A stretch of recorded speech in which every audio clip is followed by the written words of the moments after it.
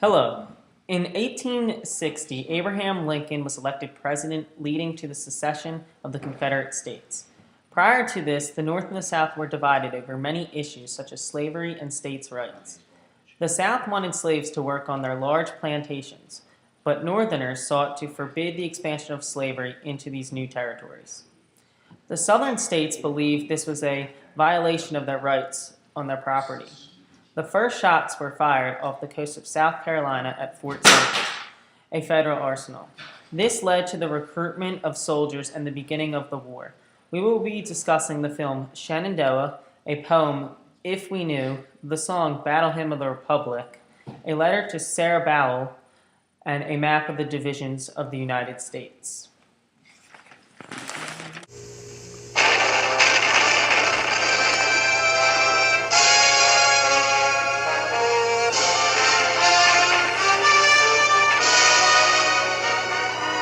Shenandoah, famed valley of Virginia. Once 1,000 cannon thundered between its hills in the epic struggle that divided a nation. Men fought here and died, and on this land, a heroic family forged its legend. Virginia needs all of her sons, Mr. Anderson. That might be so, Johnson, but these are my sons. They don't belong to the state. This is the story of Charlie Anderson, played by James Stewart, and his family. They reached for their rifles in the name of love, not hate, and met the challenge of two armies with a courage that lives on the screen for all to share. You the leader of this band of fools? Co-starring Doug McClure, exciting star of the Virginian. Well, I love her, Mr. Anderson. Do you like her? Well, I just said I... No, you said you loved her. There's some difference between loving and liking. Glenn Corbett, colorful star of Route 66. Patrick Wayne, rising star of McClintock. Philip Alford, young star of To Kill a Mockingbird. I'm no soldier. Catherine Ross, dramatic new Broadway stage star, and introducing Rosemary Forsythe. I'll have to leave now. Do you understand? Do you?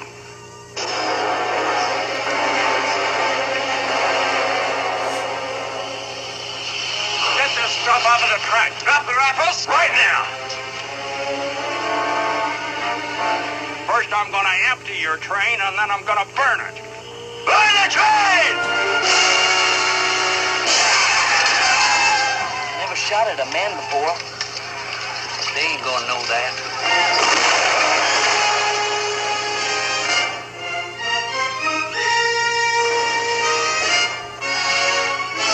I was going through this book, and I found a piece on the film Shenandoah. It is a fictional story that is woven into a plot line that is filled with historical events. It takes place in the Shenandoah Valley of Virginia, a valley that was plagued with the violence and destruction of 3 military campaigns in the Civil War. The subject of the film is the difficulties of a family that is in Virginia during the Civil War. The father, Charlie Anderson, does not want to be involved and tries to keep his family out of it. However, he is unsuccessful and some of his sons die and are taken captive as prisoners of war. The purpose is to show how the Civil War tore apart families in both the North and the South. The tone of the film is ever-changing, from joyful during times like the wedding to tragedy and despair when some of Charlie's family is killed.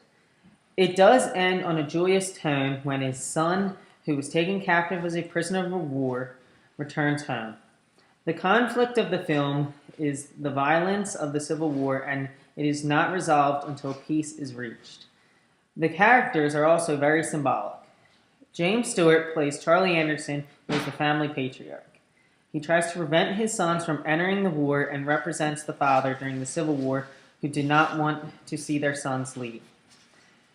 The themes are the sadness of losing loved ones in battle and the violence of the war. The film has anti-war sentiments and could be viewed as anti-war propaganda.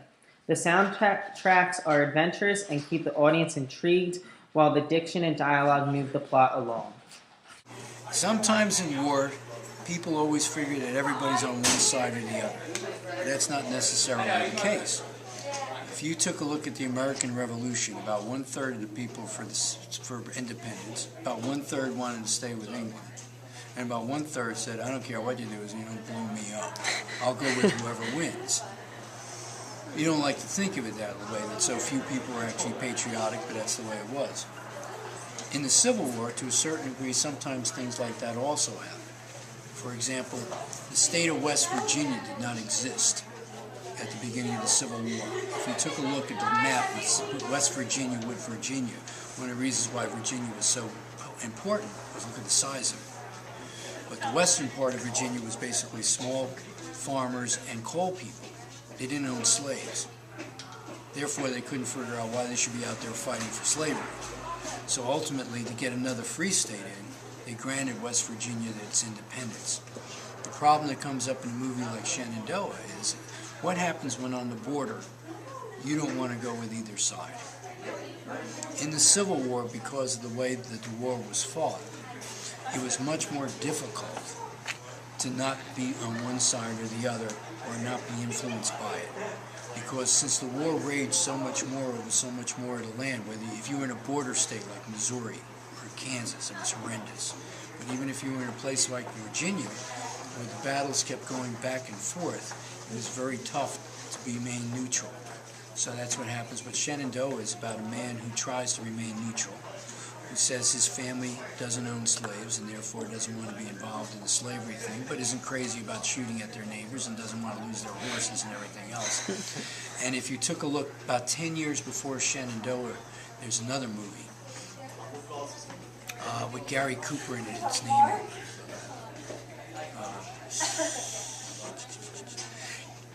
Friendly Persuasion. And it's about a Quaker family that's on the border also, up in Pennsylvania, when troops come in and they're trying to stay out of the war.